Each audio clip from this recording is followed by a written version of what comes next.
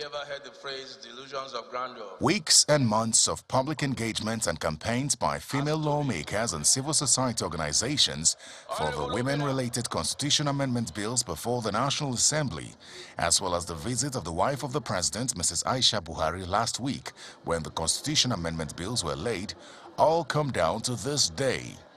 Lawmakers commenced voting for 68 constitution amendment bills, 4 of which are related to women. In the Senate, the first bill to create special seats for women in the National and State Houses of Assembly suffers an instant defeat. This bill has failed, and I reluctantly say so. 3 other women-related bills suffer the same fate in the upper chamber. Based on the information reaching me, in the House of Representatives, a motion is moved to admit the wife of the Vice President, Mrs. Dolakbo Osinbajo, but chants of no rent the air. The motion is put to vote and Mrs. Osinbajo is ushered in. 208 members out of 290 present vote against the bill to create special seats for women in the National and State Houses of Assembly. Then it's time to vote for a bill to provide for 35% affirmative action for women in political party administration. Sensing the voting pattern, a lawmaker and the speaker appeal to members for at least a reduction in their allocation to no avail. We may be able to reach a form of a consensus on this floor on the need to ensure greater participation for our women folk without necessarily discriminating against the men folk by reducing the percentage proposed in this clause from 35 to 15. They come out en masse to vote for you and I. You cannot now be seen working against their interests. This particular provision on party administration, I will publish this vote. Another to allow women take up indigenship of their husband's state also suffers the same fate. After sitting through the sad turn of events, a disappointed wife of the Vice President, Mrs. Dolakbo Osinbajo, takes her leave. The demand was because we have capacity. We don't believe it is a favor. We know we have the capacity. And we know this isn't the end of the story. The Minister of Women Affairs and other female lawmakers are also disappointed. What has happened has taken us years back. However, this is a time for women to sit back, unite, and be one.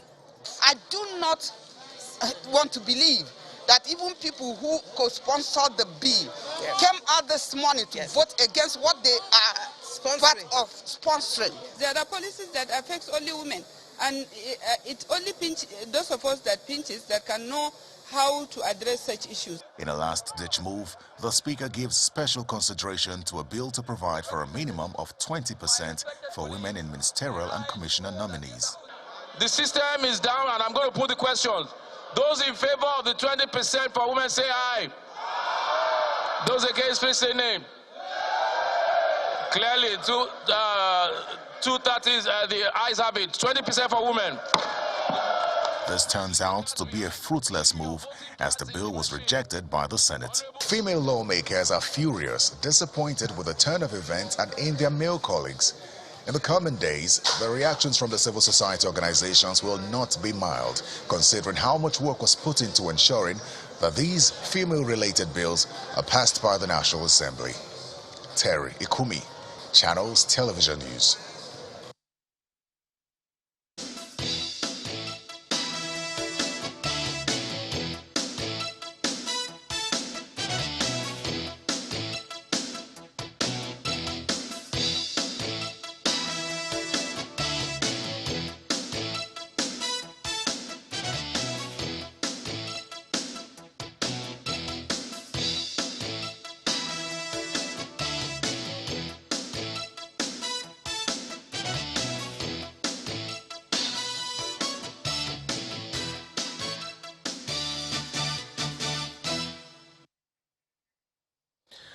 Those are some of the issues we'll be looking at this morning. We have with us, joining us via Zoom, Yemi Candidate Johnson, who is a senior advocate of Nigeria. You're welcome to the program, sir. Joining us via Zoom, Yemi Candidate Johnson, who is a senior advocate of Nigeria. You're welcome to the program, sir. Joining us via... And we also have two wonderful guests here in our studio. Well, we'll decide if one of them is wonderful after we pose the question to him. But I know that I have one wonderful, at least, confirmed here. Dr. Abiola Akiode Afolabi, who is the convener, feminist Womanifesto, interesting name there, is right here in the studio. And we also have with us Honorable Ben Ibakba, who is a member representing Ethiopia Federal Constituency. You're both welcome to our studios this morning. Yeah, it's a pleasure. Well, let me start with you, Honorable, and for obvious reasons, in terms of how, I'll come to my other guests later, but I would like to first of all ask, with regards to the bills that had to do with women, and it's a priority, it's only obvious that I'll ask that first. Where did you vote? Well, I voted in line with my conscience. I believe that we should be thinking about inclusion and women. I voted for women, but definitely I wouldn't. On all 4 bills? There's no way I can vote on all 4 bills for women. Yes, so which ones did you vote yes for? I voted for party leadership, the affirmation for party leadership. I voted for appointments, commissioners. That was much later. That was a face-saving bill, which was passed at the very end. The 4 critical bills that have to do with affirmation, that have to do with indigenship, that have to do with special seats. Indigenship, yes, I voted because as an individual, I hold an American citizenship. Residency. I think if they open their borders and our doors for us, we should open ours for other people who are coming with the right intention. Other people? So, they're your wives? No, see, it's not just about the wives. The wives, fine, but there are people that will come and they will contribute meaningfully to our economy, and so they should be encouraged. So I voted that too. The only one that I didn't vote for is on the special seats. Because these we agreed that they are going to be published. So we voted based on our conscience. You're talking about, I didn't vote for that one because it kind of offends Section 42 of the Constitution, which talk about discrimination. Women have never said that they are lesser human beings. So they should be allowed to contest. They contest with us. So why should you give about 100 or something slot free of charge when the women will still contest with men in the existing seats? So that, in my own conviction, there was no need to do that. Because if we say that Section 42 of our Constitution talk about discrimination, it should be total. Okay, so for you it was about fairness. Yes. But let me quickly go to my guest via Zoom now. I do not know how well you monitored the events of yesterday. On many platforms, they were broadcast live, and people were watching what was going on. I think it was just the Senate who had a bit of a hiccup initially in terms of carrying out their activities live, but eventually they were able to get their live streaming up. For you, if you monitored the events of the day, what was your assessment in terms of how the voting went? First, the 68 bills which were presented for amendment, whether you thought there were critical issues amongst them, and how the House and the Senate eventually moved, for yes or no, or aye or nay, as they usually say, on those issues. Good morning. Thank you very much. First impression, of course, is that the volume of amendments being dealt with was quite high, and it's not surprising, therefore, that the process was rowdy and sometimes difficult to follow. For sure, there are many critical items which were amongst those being considered, and the one that you've discussed a few minutes before, that of equality, people refer to it, I think, as gender diversity, or women's rights or whatever. That is often a cultural perspective, but it's basically a question of equality of Nigerians under the Constitution. I think that was the most critical, and more so when we are 4 or 5 days away from International Women's Day. It's a matter which I think was handled quite unsatisfactorily. And I think that at the bottom, it's clear to me that the members of the National Assembly do not believe that all Nigerians are equal. It does say a lot, and we'll come to that shortly, because there will be a little more perspective on that. But thank you for at least putting some perspective on that. But I would like to look at a few of the other bills which they had to vote on, some of them concerning the judiciary directly, which is where you operate as well. Look, autonomy for the judiciary, separating the office of the Attorney General of the Federation from that of the Chief Justice, beg your pardon, from that of the office of the Minister of Justice. Thank you very much for that. These are some of the considerations we saw sailing through yesterday. Also voting that the president should be able to give a State of the Nation address from time to time. Do you think that for you, do some of these bills, some of these clauses which were up for consideration, fundamental enough to make the sort of shift which you're looking to see in our Constitution? The short answer is no. First of all, one of the weaknesses of our Constitution is the excessive number of national, local, and regional issues which it seeks to regulate in a micro manner. A Constitution is a fundamental law. It's meant to reflect the values, the fundamental idea upon which a society is organized and the things in which it believes. That's the purpose of a Constitution. This delving into very minute detail in a Constitution as to how you create offices, as to many of the issues that they delved into, and you could see the confusion and chaos to a large extent on the floor of both houses yesterday. It's too much work being put into the Constitution. People consistently refer to a Constitution as a fundamental law. What does it say about who we are as a people? What do we believe?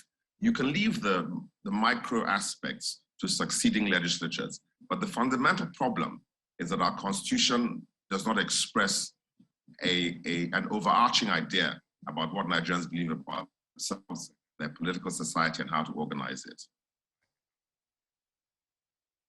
It does say a lot. So from what I get, and you could correct me if I'm wrong about your perspective, how do you rate generally the exercise of constitution amendment? Did you think it was necessary? Well, we have a constitutional amendment is necessary because political society evolves.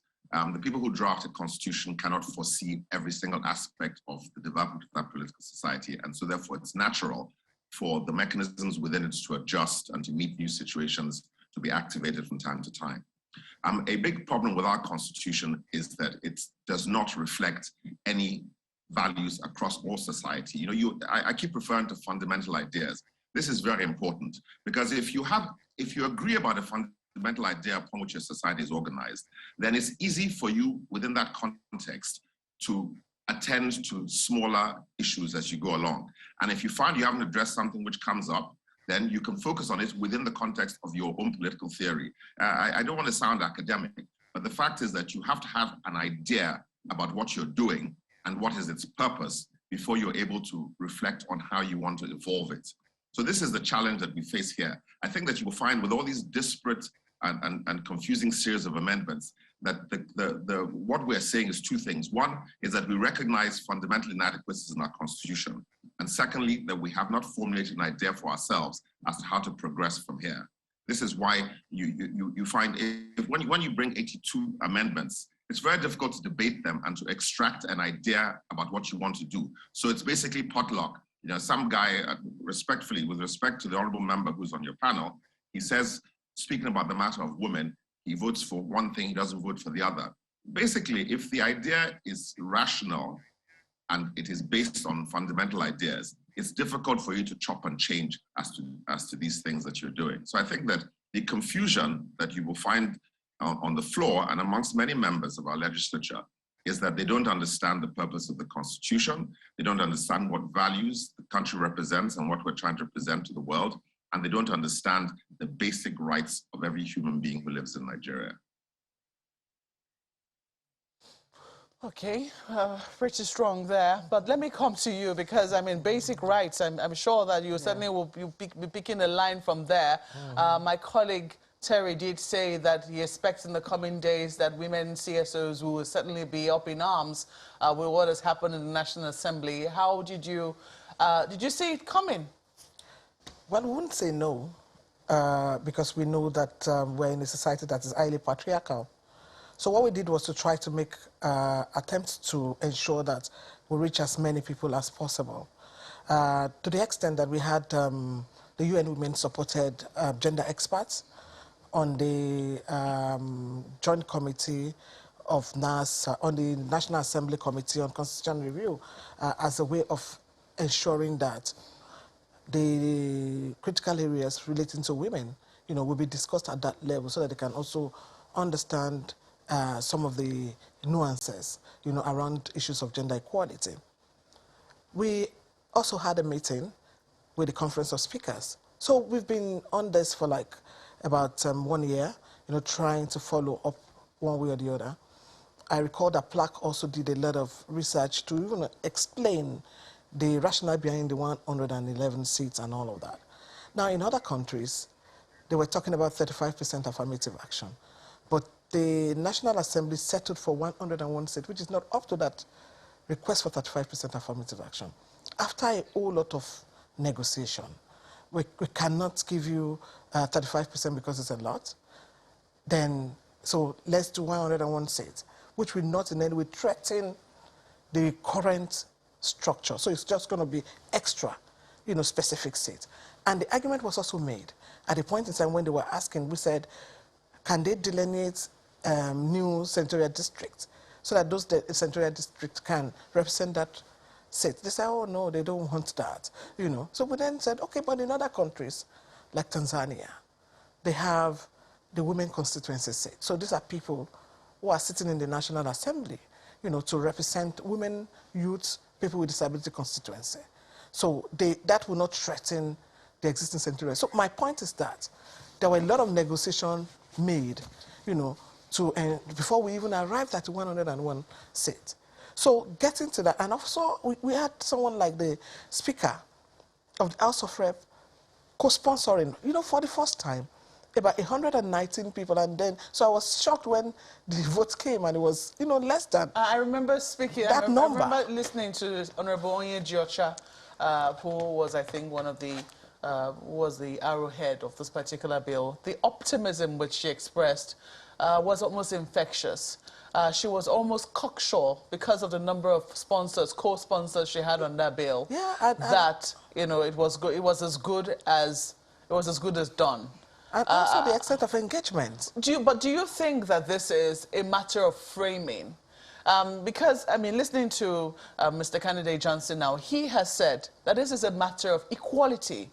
As our Constitution, already recognizes, and this is about putting it out there, that this is what we as a people believe in, that men and women are equal before the law, before God and perhaps before the law. Maybe some people don't believe that in their religions, but I do know that religions do preach equality, and that's the basis of, all rights. Black Lives Matter, yes. Racism and discrimination, etc., etc.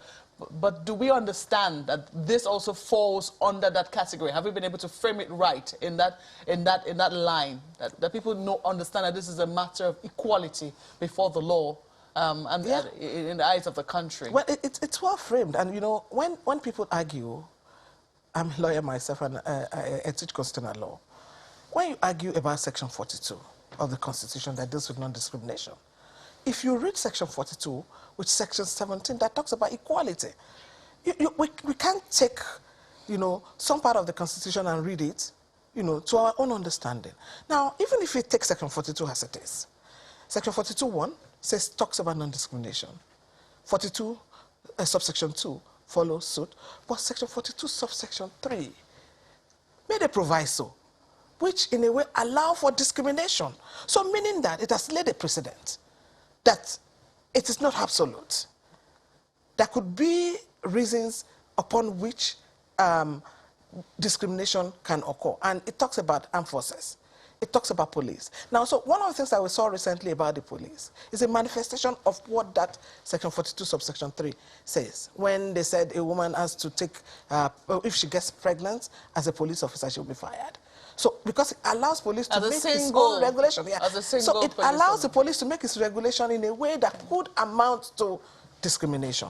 So my point is that, so the argument about Section 42 is also not very valid, especially for a country that has signed the African Charter on Human and People's Rights. The Protocol on the Rights of Women, Nigeria was one of those who pushed for it. And it talks clearly about the issue of equality. So my point is that within the Constitution, the issue of equality before the law is embedded in it. The issue of equality and social justice. Even our motto talks about social justice as a country. So we can't then be selective in our arguments around the issue of discrimination. So for me, you know, the most painful was also when you sit down and you watch what happened yesterday. The disdain and the fact that it was obvious that we don't have people in the House who actually understood the issue, not only gender issues. The House of Rep, for example, the Speaker had to explain every time. You would have expected that people have read this. And you would have also expected that ideologically, if we belong to a particular political party, we can have a block. You know, we didn't see all that happen, even on all issues.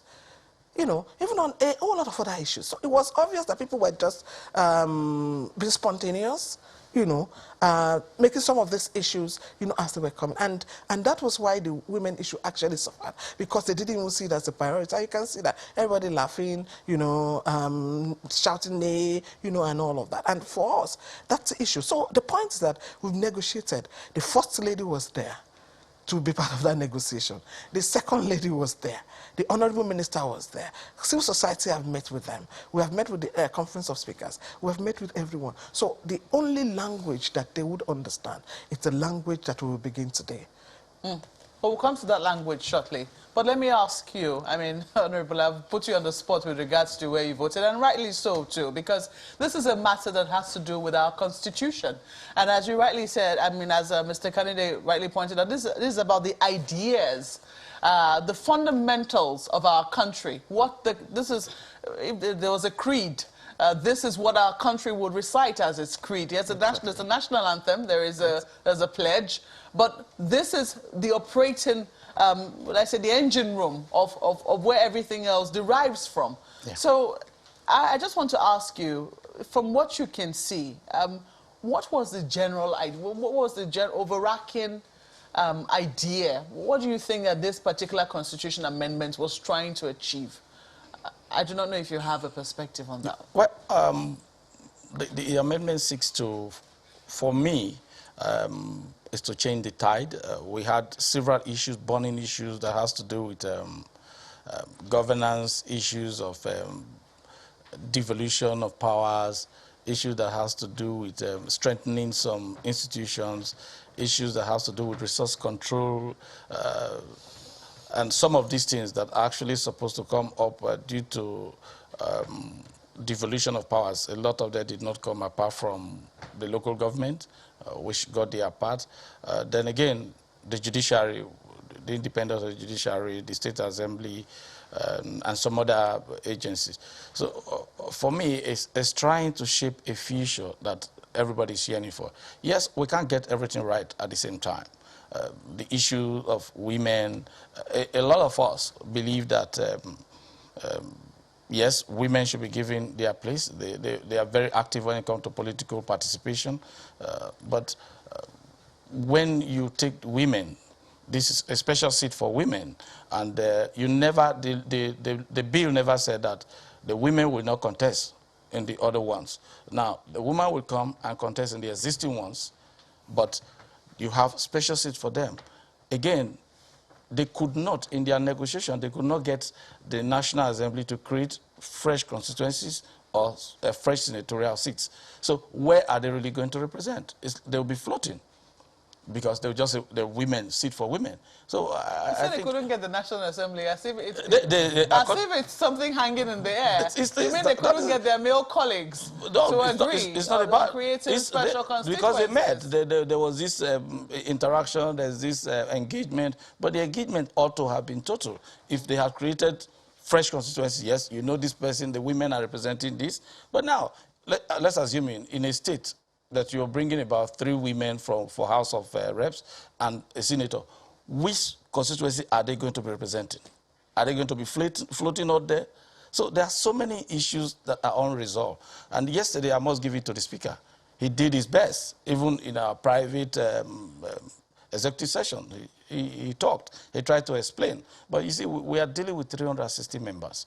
There's no way everybody is going to, no matter what you say, no matter the picture you're going to paint. I mean, so there's no way. And we needed 240 to pass every bill. It was not a narrow. It wasn't a narrow. It wasn't a narrow loss. Yes. It was a very wide. And I think that, for some people, they actually say that the senators did better than the House. It was seen that somehow the gospel is beginning to sink in the Senate. Yes, still some resistance, but there's a higher thinking, it will seem, in that regard that we saw in the House. Now, you're talking about 109 to 360. So you should look at the percentage. Looking at the percentage and the margins. Look at the percentage and the measure, exactly. So something has been done. It has come up now. It failed this time. Maybe next time it could be pushed. I do not want to actually dwell. I want to dwell on it, but I do not want to dwell too much because there are other things that And I was talking about the ideas. I mean, the idea behind this. You were talking about. You spoke on the issue of resource control. You spoke on the issue of devolution of powers, which are critical issues. One of the things which was missing, which didn't come up for consideration as well, because it wasn't a clause amongst the 68, is the issue of state police. Was it an oversight? No, the state police was part of the consideration, and it failed at our level when we were trying to say, okay, we voted too.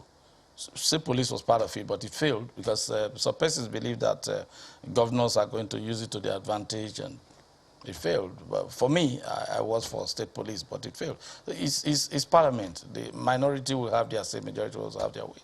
So many of these issues, thematic areas that were really considered, they failed in the course of our voting, and we just have to let them go. Next time, we'll try again, too.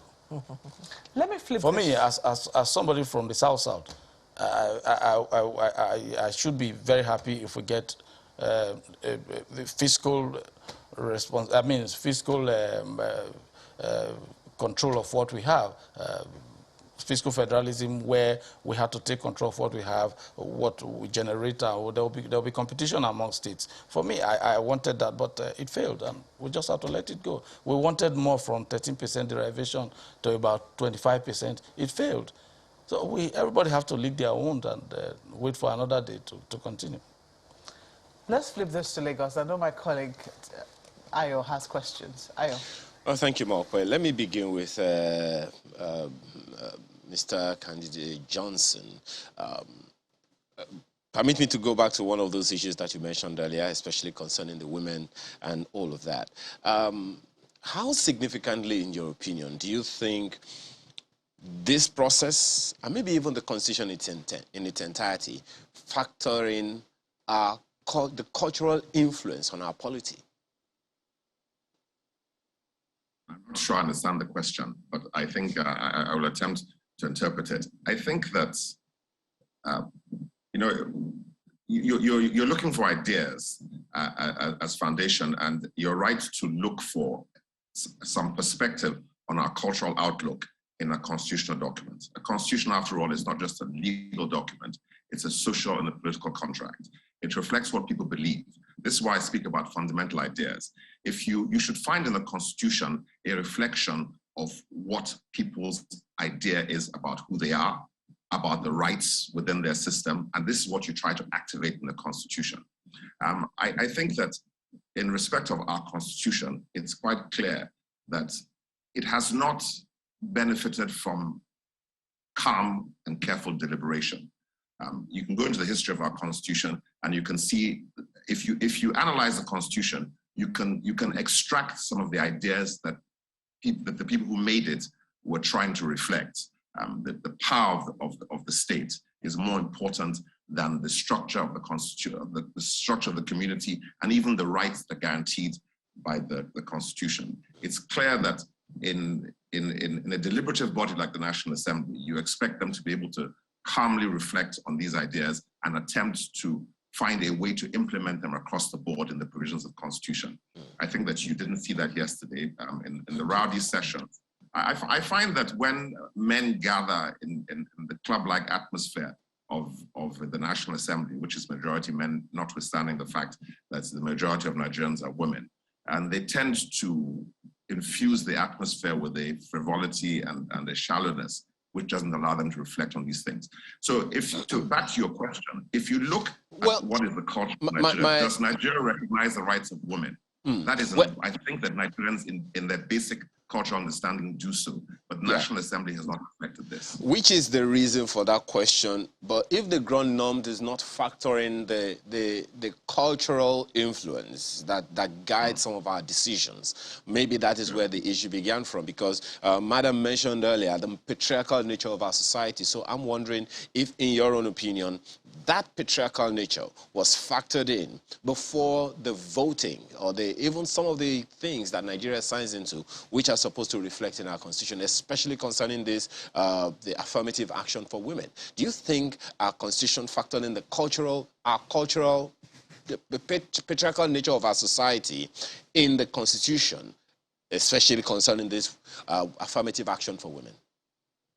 Yeah, I get the point now. You know, patriarchy is a dominating idea in our country. Many people in power consider instinctively, reflectively, or even without speaking it, that there is some dominance of men. If you look at the language that is used by members of the National Assembly, even the gentleman who is with us here, the honorable member, he speaks about negotiating, about giving people things. You know, we're talking about rights. Rights are things that belong to a person by virtue of their being a person.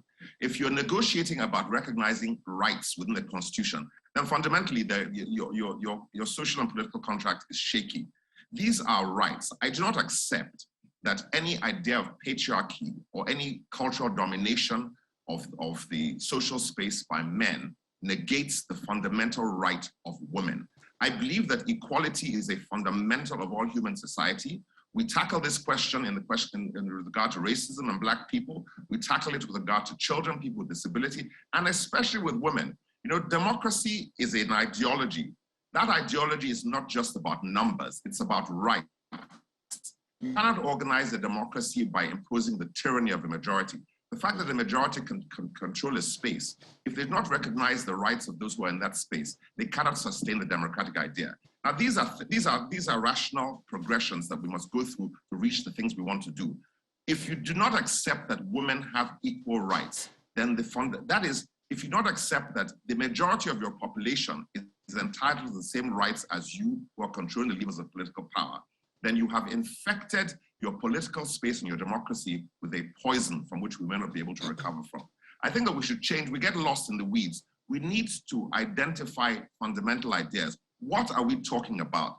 We're talking about human rights. We're talking about the equality of people within this space. We're talking about representation of people. And back to the question of quotas and putting spaces in. If the political process does not produce a National Assembly that looks like Nigeria, then we have to do something as other countries have done to be sure that we do so. Why? Because it is a right of those people to be represented in the political space, in the political argument. Which then begs the question that some people have raised before. Maybe it shouldn't be this National Assembly performing this process. Perhaps the reason also why some people are saying, maybe if we got a new constitution created by a completely new set of people in the Sovereign National Conference, it will make a difference. But more on that when we return from this break. Please stay with us. Certainly interested in several of those issues, and I'm almost certain that this conversation is not going to end today or anytime soon. But let me take this conversation to Dr. Akiode Afolabi in our Abuja studio. Well, you heard Mr. Candidate Johnson speaking largely about the influence of culture or a lack of influence of culture in the constitution review process, considerations in our polity, in the National Assembly, and all of that. For you, how significantly do you think it affected the process? Well, let me first make a clarification, because I think the question you asked him is whether the Constitution has that kind of infusion. I would say that the way the Constitution is made, if you look at the rationale behind some of the text in the Constitution, those issues have been settled. The Constitution was also talking about equality, talking about social justice, talking about issues of culture and what have you. So in a way, the Constitution itself, it's not preaching patriarchy. Yes, I agree that the makers of the Constitution to a large extent, and that's why we are discussing issues of indigenship, because you would assume that some of these issues are given.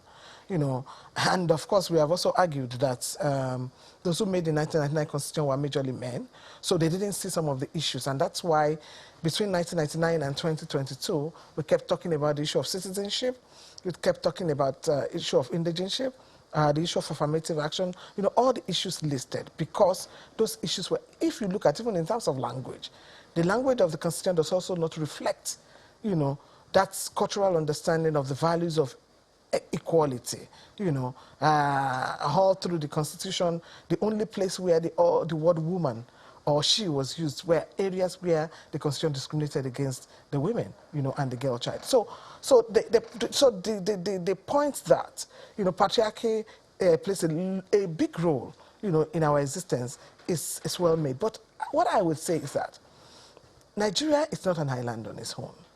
So the men in Nigeria are not different from the men in Ghana or in Kenya or in Rwanda or in Tanzania. So, but for those other countries, they have gotten to the level where they realize that the value of equality is very critical. And you can see that reflected in their constitutional processes and in the constitution making itself.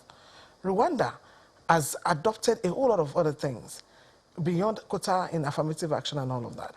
And today we have more women, controlling Rwanda, having power in Rwanda. And it's better for them, So we have in other countries also. So my point is that recently, even in Kenya, the gender rule was included in their constitution. So why is it so difficult for Nigeria since 1999 till 2022?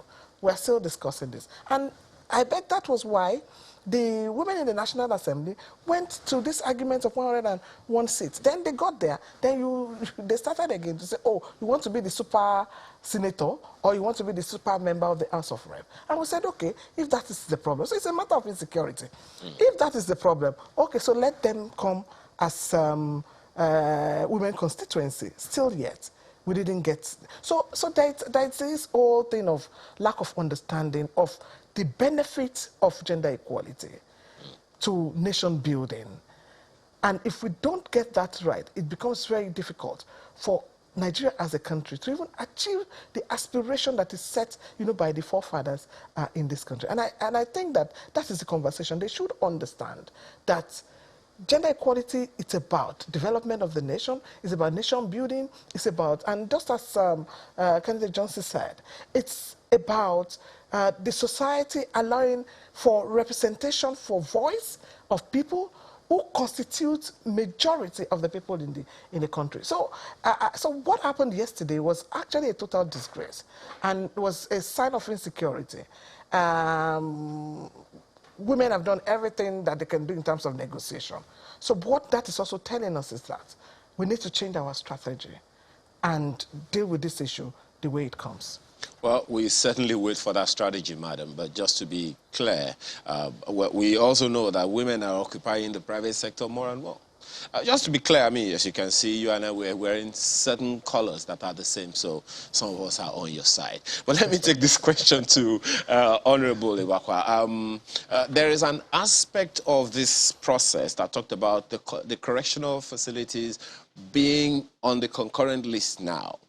It's interesting that is there when state police didn't even come on the list at all. So I'm wondering, can you give us some perspective? How is that expected to work when the states now can legislate on correctional facilities, but they can't legislate on those who will enforce the law that will make the correctional facilities effective for them?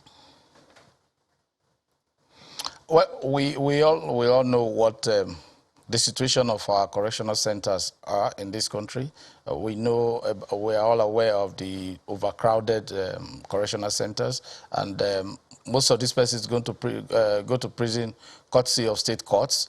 So we don't see anything wrong in the state courts adjudicating on the matter and taking a decision, and this person is going to state correctional centers. And that can actually increase the level of community service that can be rendered, and instead of people going to prison most times, they should actually go to the,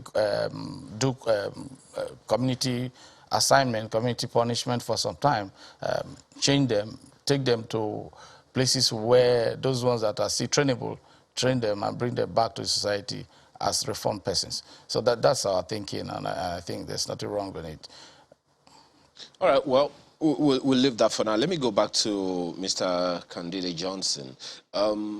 It's concerning this autonomy for local government councils and the judiciary at the state levels and all of that. I don't know. I've asked this question before, so I'm going to ask it again. In the Constitution, there are certain responsibilities that belong to local governments, specifically, that the states have kind of usurped, if I can use that term. So how significantly will this adjustment that's been made by the National Assembly, how significantly will it affect things when what we had before was equally significant? I remember in the Third Republic, we had a situation where local governments were quite powerful. Even in the First Republic, we had that, so where the local governments were very, very powerful. So it's not because the Constitution didn't recognize, this 1999 Constitution that is being amended, didn't recognize the role of local government administrations, but we just seem to have been operating in breach. So how significantly will this one change anything? You know, the effectiveness of any written prescription depends on those who will implement it. You can write whatever you want in a party constitution, in a national constitution. If those who operate it do not believe in the ideas that are expressed in their words, they will render them null and void.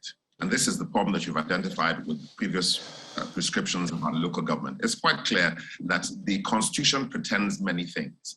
The Constitution speaks about autonomy of local governments. It speaks about independence of the judiciary. It speaks about separation of power. It speaks to a large extent about rights of individuals. But it is quite clear to me that if one was to extract a dominant ideology in the operation of our Constitution, it is about the concentration of power in the hands of a powerful few. This is the most fundamental idea of those who operate our Constitution. They did not believe in the democratic rights of individual Nigerians. They did not believe in a free and open political system.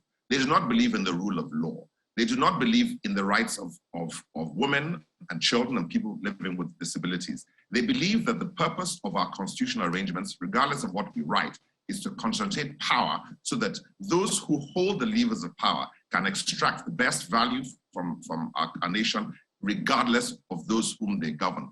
You know, this may seem harsh, and it's difficult to fault it when you look at the process in the National Assembly yesterday, which was, this is the process in a allegedly deliberative body, and we saw no deliberation.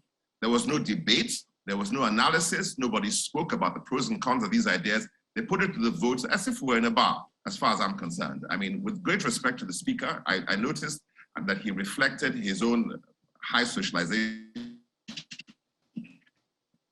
to lead that body in a way that they would calmly reflect on the fundamental things that they were doing. But in the chaos, it then became, you know, people throwing their hands about the place. There was no deliberation in what is meant to be the foremost deliberative body in our nation. So what happens in the midst of all this noise and confusion is that the silent idea that political arrangements in Nigeria are about confining power to the hands of an unrepresentative minority and allowing them to hold us bound while they extract the greatest value for themselves. That is the overarching idea of our political arrangement. And this is what we're seeing played out. So we write these things in the Constitution, and we can't have no guarantee that those who are operating the Constitution will move to effect them. And this brings me to what I think is the most important thing. Women have the numbers. Youth have the numbers. They are ill-served by the present political arrangements. And what they need to do is to take political power from those who have sat on their necks for this period of time. Is there anything in the Constitution or even in our political set up right now that you think can give them that oomph to do what you've proposed? Well, they have to believe. I know that one of the biggest problems we have about participation in the political space is lack of confidence in the processes in the election. People don't believe in the elections. Low voter turnout is a reflection not only on lack of confidence in the electoral process in our democracy, but in the legitimacy of the governments that it produces. We have to create legitimacy for our government by taking control of our government. So whatever process is available to us, the only process that is available right now is participation by elections, by registering to vote, by turning out.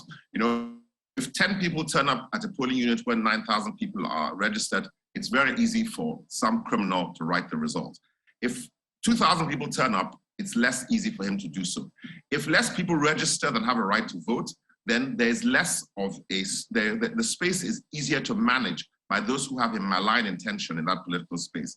The fact is that the only way to secure democracy is to use your hands and your feet and to participate. You can't give up. If you give up, then you surrender exactly to this mysterious group of people who believe that men are superior to women. You know, I remember they said in America that a black man was worth a third of a white man.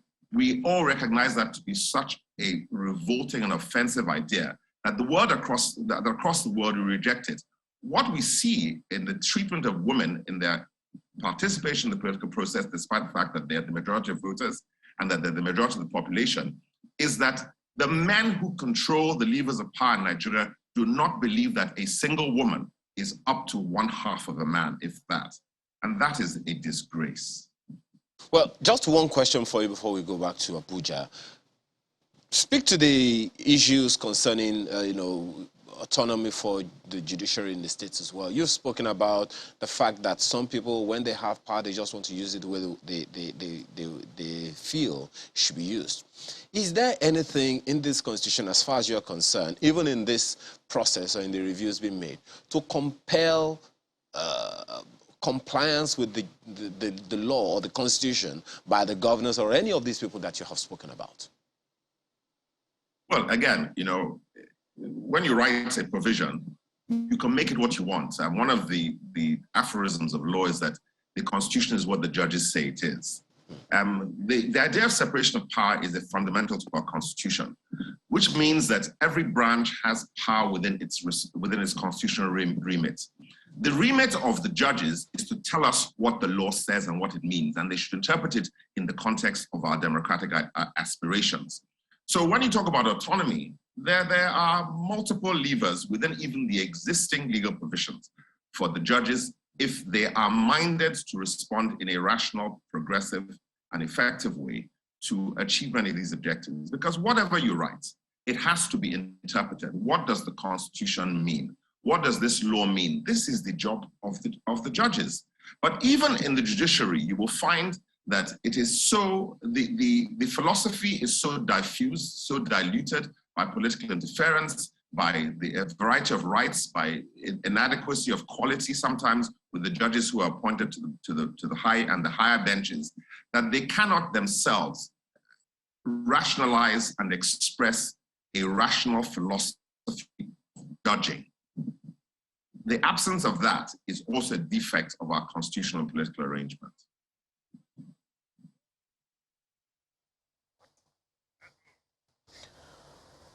Well, I do know that, you know, for many years now, there have been talks around restructuring, there have been talks around true federalism.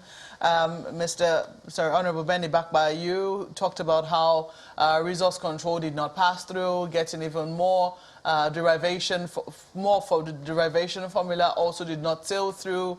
There have been talks about how this national, not just this National Assembly, the National Assembly as constituted, as constructed, is not capable of making the shift that we truly need as a people. I know that you're a member, but having been there now a few years, do you think that the people who push this idea have a point?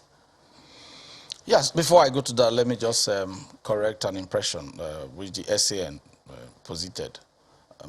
Yesterday was not a day for debates on any of those bills. Debates normally come up at the second reading of a bill where the general principle for and against are discussed. You don't canvass yesterday. You can only go for an amendment. It's a report of a bill that is referred to the Constitutional Amendment Committee. So there was no, yesterday was not actually a date for debate. But where people seem not to understand, Mr. Speaker and the Deputy Speaker took time to explain. It's expected that you have the report. We had reports for about a week now before yesterday, so that we can go through it and probably understand. Everybody are not lucky to be part of the amendment. So just to put that in. Okay, just quickly, the issues, it also means that the issues which did not pass first reading, which is what was happening yesterday, the votes yesterday, will not come up for debate. Isn't that correct? It will not come. No, there's always, first reading is just mentioned. That's what I'm saying. So second reading is as the a debate. result of the votes, if that clause or bill did not sail through yesterday, it's not going to come up for debate, is it? No, not yesterday. Everything that came up yesterday had been debated. That because it has gone through the first, second reading, referred to the committee, which is the Special Constitutional Amendment Committee. Okay. Then now they brought their report. Then bringing the report is because it's a constitutional amendment. It doesn't just come to the House. It goes back. That is why you have the regional meeting that they did. Then the interaction, the engagement with civil society and other. Then we now went it for another set of voting internally.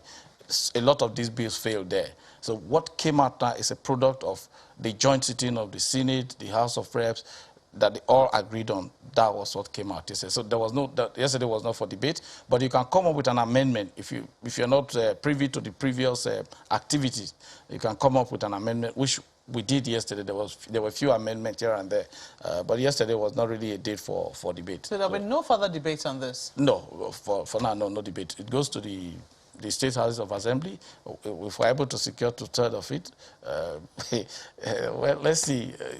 A lot to see play out. So let me clarify this, and this is for the benefit of our viewers. Yeah. Now that you have the House has voted, the Senate has voted. Usually we know that there's some harmonization, but we understand that in this situation, if it did not pass, if a particular clause or bill did not pass in both houses, that clause does not sail through to the states. Is that not correct? It does not sail through. Okay. Yeah. So back to the question which I asked you.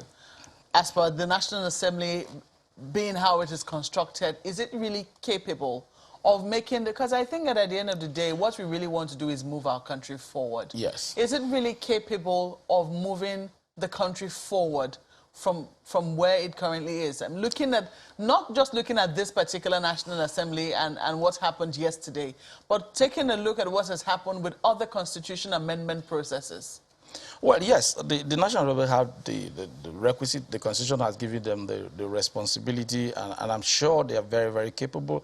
They are other, apart from, I think we should not just throw the baby and the bathwater away at all times. The National Assembly have been risen up to certain occasions most times. What about, some days ago, Mr. President signed the Electoral Act. We had far-reaching, thank God he said not just this one. You have a National Assembly that was able to override the president veto to bring the NDDC board on NDDC to stay.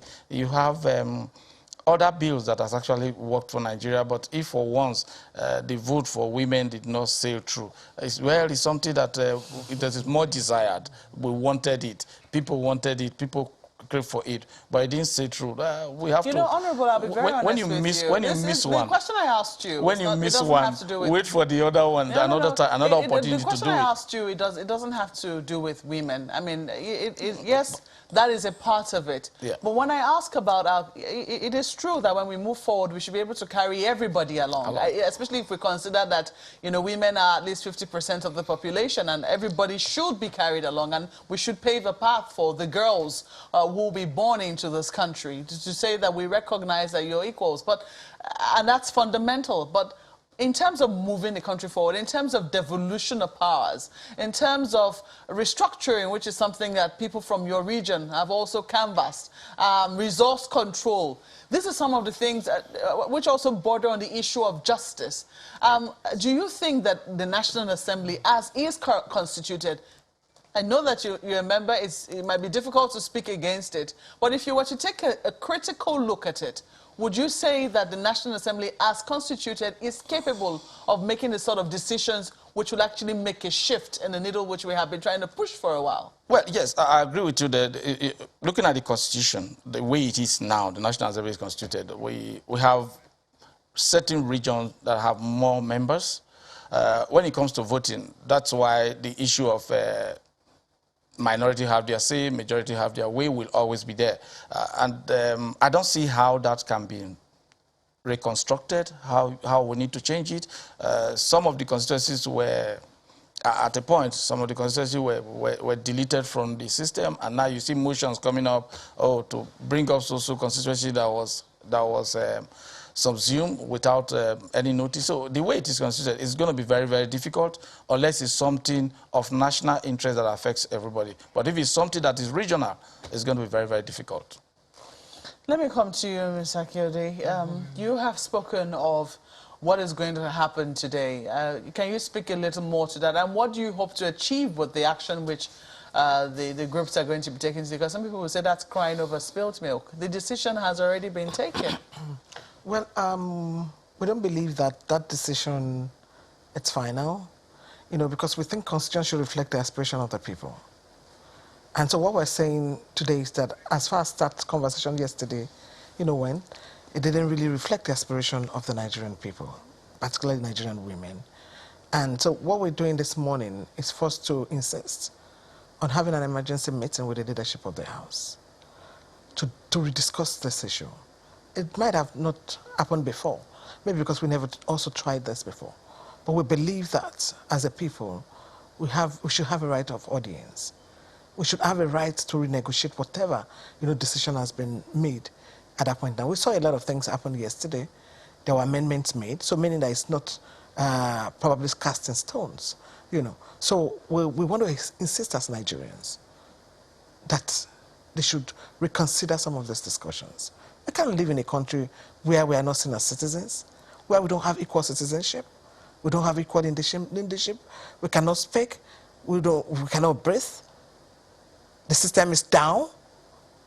We can't continue in that kind of country. So meaning that we are getting to a stage in this country where we have to redefine the existence of women, whether we're actually part of the country or we need to have our own country. And that's the discussion we want to have this morning. Have our own country. I mean, how feasible is that? Yeah. I mean, we're still wives in homes, and there are husbands in our homes. So to speak, our children are in the National Assembly. They're also populating the different, leadership positions. It's sad that it's not reflected. But it's not reflecting that way. Yeah. It's not reflecting in that way. We're not seen as co-owners of this country. That's what it means.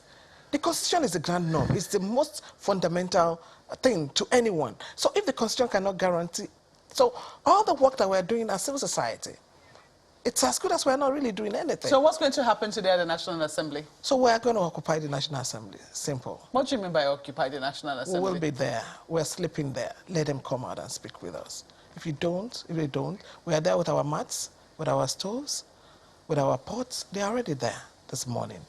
And this is just the warning. We will insist on having a conversation. We need to have this conversation. Even if women win the battle here, assuming there is some reversal, assuming there is some reconsideration and it eventually sails through, just assuming, what is going to happen at the state houses of assembly? Well, we've started that conversation too. We have met with the speakers, and we have grassroots women. We have women across the country. So we thought we would get here, better. So we already had a plan and a strategy for that. So we have network across the country. Okay, well, we'll see how that eventually goes. I understand that perhaps would there be harmonization of what has happened what happened on the floor of the National Assembly yesterday and will continue today? Will there be harmonization? This is a quick one to you. As far as the process is concerned, by the functions of the Constitution and the rules of our House, we are done. Okay. We are done, and it's just for the committee leadership to put it together. And that's the harmonization, isn't that? Whatever failed at the Senate level has failed. Whatever failed at the House level has failed. But if you failed in the Senate and passed in the House, it has failed. Okay. It takes two to tango. We'll see how it eventually, goes down. Maybe there will be some amendment to these rules. Maybe there will be a review. We do not know. But today is another day to look out for. We know that the voting process wasn't completely done yesterday as it stirred the waters. And I think it's a notice that we all should be interested in what happens in the chambers of the National Assembly. After all, they're there to represent their constituencies, and naturally, we all come from one constituency or another. But let us see how matters eventually pan out when eventually it goes down today. We have to thank our guests for coming in this morning. Mr. Yemi Candidate Johnson, a senior advocate of Nigeria, joining us via Zoom. Thank you so much for coming on the program this morning. Pleasure. We also had here with us in our studios Honorable Benny Bakba, who is a member representing Ethiopia Federal Constituency. Thank you for not being afraid to express your views here this morning. And of course, my dear sister, Dr. Abiola Akiode Afolabi, who is the convener, Feminist Manifesto. Thank you so much for coming on as well. It's a pleasure. Well, that's how we leave this segment. We'll be back shortly to also take a look at another issue which affects the nation's youth this time around. Please stay with us.